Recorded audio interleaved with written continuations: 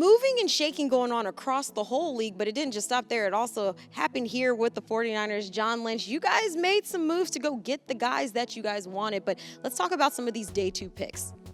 Well, we're really excited. We got better today as a team. I talked about that yesterday after the Trey Lance pick, and then you come in today, and that's really where the action starts. And we had a lot of picks, and 43 being the first one, and you do all this work, and then you get there, and a game breaks out, and you better be able to react. And I'm really proud of our group for the way we did that today. I think it starts with a ton of preparation, and then you start playing every scenario that could happen.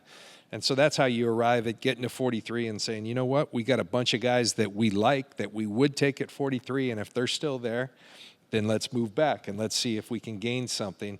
We did that. We went 48 to, I believe we picked up 121, if I'm not mistaken. And we still got the guy we wanted at 43, the first guy, which was Aaron Banks. And Aaron's an exciting guy because, I think everybody always assumes that Kyle wants smaller offensive linemen. It's just the fact that smaller offensive linemen can't survive in this scheme because it's built on movement. But if you can have a guy who can move, who's a big man, that's a special thing, and it's something we've coveted for a long time. And I think we found that today. He's got to come do it, but this is a big man, 330 pounds, 6'5", that can really get out and move, and we're thrilled by that. He was talking about it. He said that he feels like this is a perfect scheme fit for him. And he said he couldn't be happier than to land in the Bay Area, also where he is also from. But let's talk about the running back. You got a running back to join the squad as well. Yeah, and this draft, I think, and this is no disrespect, but to the guys that are coming later, because there's some good ones left. But we felt like, at the top there was Najee Harris and Etienne, and then Javonte Williams came off the board, and the next guy we kind of had in that upper tier was Trey Sermon. And it was just kind of that waiting act to, okay, when do we need to make the move to go get him? And we were sitting up there. Frankly, I think we got bored, and we said, let's go. Now, seriously, I think we said, okay, we've pushed it as long as we can push it. We made the move to get Trey, and we're very happy about that. I think he's a tremendous fit for what we're doing offensively. Everybody talks about the outside zone and being able to extend and then put your foot in the ground and go. He doesn't have the top-end speed that we're accustomed to with our backs. We hear a lot of our backs that run 4.3, and Raheem, obviously one of the fastest players in the league.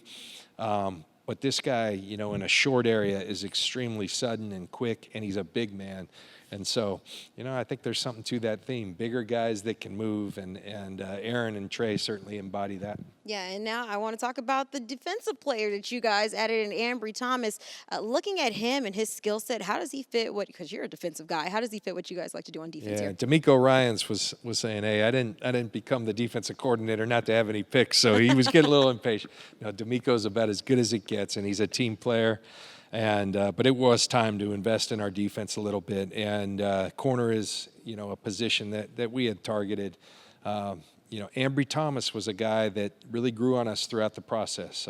He opted out this season, and so I think sometimes you can gain some value because people haven't seen him, and there is some leap of faith, but he had a lot of film as well. Ambry's a taller corner, long arms, can ran 4.39. And then my favorite attribute about Ambry, a lot of defensive players play defense for a reason.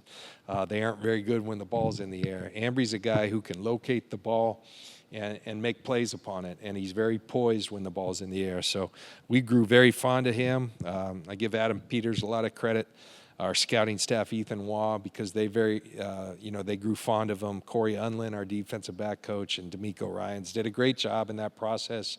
Had a lot of communication with his coaches at Michigan who spoke glowingly of him. He's a Detroit kid in his background, and Detroit had the pick in front of us, and so we were very nervous about that.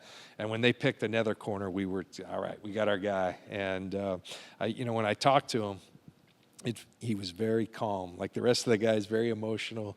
Aaron Banks, there was a party going on at his place in the East Bay. Trey got very emotional.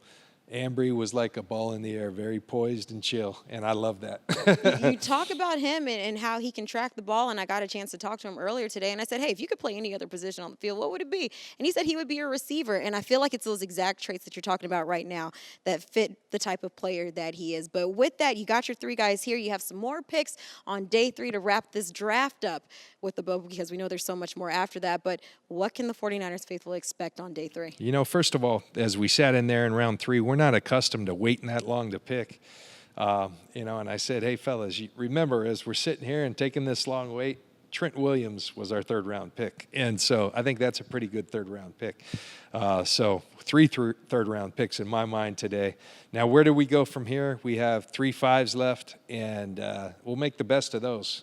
The 5th-round pick has been a good pick around here.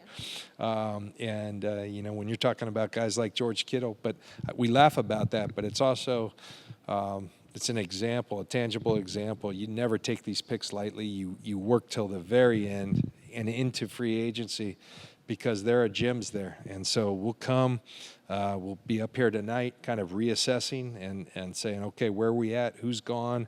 Who now moves to the top of the board? What are our needs? And we'll come out tomorrow swinging and try to add even more quality to our roster. I'm fired up because we're getting better, and I couldn't be happier. I like to call this the 49ers money rounds, these final rounds in the NFL draft. But with that, we are looking forward to finding those diamonds in the rough, as you guys have done in the past. So have a good night, and we'll see you tomorrow. Thanks a lot, Keon.